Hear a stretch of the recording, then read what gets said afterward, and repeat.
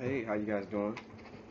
My name is Antoine Walker, also known as the Holy Hoodlum, and I'm basically making this video in reply to Queen Orange Ink. She really inspired me and motivated me to just make my own video. You know, I'm on YouTube all the time, just studying, researching, appreciating all the wisdom that's been given by all my many professors on there, and but I felt like it was just time to at least give one video back. I plan on doing more, but at least give one back. To, if nothing else, just show a little bit about myself. And Orange Ink gave the perfect opportunity with her 11 questions. So I've never done a video before. Hopefully the lighting's good. You know, my room's kind of a mess. I'm about to move, but I didn't want to procrastinate any longer. I wanted to, just put a video up there of me. So here are the 11 questions, and here are my answers to those 11 questions, rather. And hopefully you can continue this chain and post your reply back as well. The first question I see is favorite color and why. Well, it's always been blue. For a little bit of time, it was red. I did like red, but I'm back on the blue. It's just something about the blue. It just resonates with me, you know. But I love all the colors of the rainbow. They all are special in their own way, you know. Royal blue was definitely my number one for a while, but now I have to say that it's navy blue, or a darker blue, I should say. I mean, I'm just in love with my car's blue. I wear blue for y'all. I got blue jogging pants on now. You know, I'm just in love with blue. So yeah, I think that's pretty much it. It's bold beauty is what I wrote down on the paper here. Moving forward to the next question is favorite season and why. That's a tough one. You know, like once again, you know, I love all the seasons. They all have their own beauty to them, their own specialness to them. I was born in spring, but I would have to say my favorite season now is fall. I mean, the past couple of years, it's amazing how you can go through life and not see things, even though they be right in front of your face the whole time. And a couple of years back, I really opened my eyes to the fall foliage and all of just the many beautiful colors that come from pretty much just a few shades of different greens, and then you go into all these different mustards, yellows, and these browns and oranges, and I mean it's something stunning. It's stunning every time. So these past couple of years, I definitely have to say fall. Fall is definitely my favorite season. But I love all the seasons. You know, they're all beautiful. Winter, I love it's whiteness, especially if it's a place where it snows a lot. I mean, if you can get a place where it just snows and it hadn't gotten dirty yet, and it's just white and pristine. I mean, I love that. And like I said, they all are beautiful in their own way. My zodiac sign is Taurus, representing the bulls. You know, I love it. You know, yeah, I love being a Taurus. On the Eastern Front, I noticed that I'm Aries. If you look at those calendars, how they have it set up there. But since I was born in the West, I guess we'll go from that and say that I'm a Taurus. Taurus, I am. Most embarrassing thing that happened. Oh man. I would have to say that the fifth grade talent show that I had was it was the tough one. Now, I didn't see anything wrong with what I did, but people's reaction to what happened was like, "What? Oh man!" I guess that was kind of jacked up. What happened was me and my buddy, we decided to sing a song for the talent show. It was a song by Shy. It was called "If If I Ever Fall in Love Again." That's what it was. And he sung one verse, I sung the next verse, and basically to make a long story short, you know, I hit the high note on that song. I don't know if you know the song, if you're familiar with the song. I posted it on YouTube just so you can get an idea. I posted it on my site, on my channel. And but I hit the high note of the song. I hit the note. I think you could ask for, it'd be a pretty common consensus that I hit the note, but I didn't move the microphone away from my mouth. And I just wasn't familiar with those techniques at the time because we didn't do any practice, and it was kind of a last minute thing.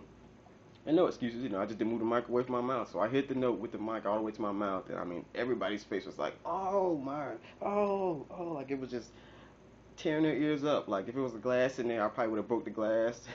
it was a high note, but I hit it, you know, but that was definitely one of my most embarrassing things that happened to me. And everybody got to see see that moment, you know. So, yeah, that was definitely it. What is the grossest thing that happened to me? Uh, I would have to say my brother. My brother, my brother Avante, he's autistic, and man, really, I would just have to say this guy, he's definitely put me through a lot of stuff. Me being the oldest, I pretty much had to be responsible for everything. So he's done some stuff that was like, ah, man, and I had to be the one cleaning it up. I mean, all types of stuff. I guess some specifics since I'm speaking about myself. One time he ended up drinking a bottle of alcohol, and alcohol can be a laxative pretty much. And this guy had a trail of crap going from the living room down the hallway, and for some reason he skipped the first bathroom and went into my parents' bathroom. And I actually had company at the time, and for some reason it made sense to my parents for me and my company to clean up the crap. And it was crap spots all like it was crazy. It was crazy. So that was one of the grossest things I've ever had to do. But I've had quite a bit of nasty things I had to do in reference to having to clean up after my brother. So it all comes with the territory. It made me who I am. So, but that's definitely the grossest thing. Hope this is coming out good. But if nothing else, I know you can hear me. What are your passions and dreams? I have a lot of them, but they all culminate in helping the world out. That's always just been my foremost passion, and I felt it early on. I was definitely confused about a lot of situations. Like, what in the world? Why is this like this? Why are there people? Why are there people starving? Why are there people poor? And why are there people that are rich? What separates these two? And I've asked these questions early on. Like, what is it that? How did you get wealthy? How did you get your money? Because I felt like if I found out how they got their money, I can get the same thing. I can do the same thing. Obviously, material wealth isn't my passion anymore. Spiritual wealth is, but uh, going back, my passions and dreams it's definitely just helping the world in the best way that I can. The best way that I can, and I'll leave it at that because there is no limit to how I feel I can help the world, and it should be the same thing with you. Moving on, biggest fear. My biggest fear really was fear itself. I read from the paper was fear itself was failing and not accomplishing and doing all that the Lord has placed here for me to do. As well as fear of the unknown. These are pretty much my major fears. It wasn't anything specific. I could say like falling in public or it wasn't anything ever really specific. It was just fear in itself. So pretty much it was to the point that if I conquer fear itself, you're not gonna stop me from doing anything.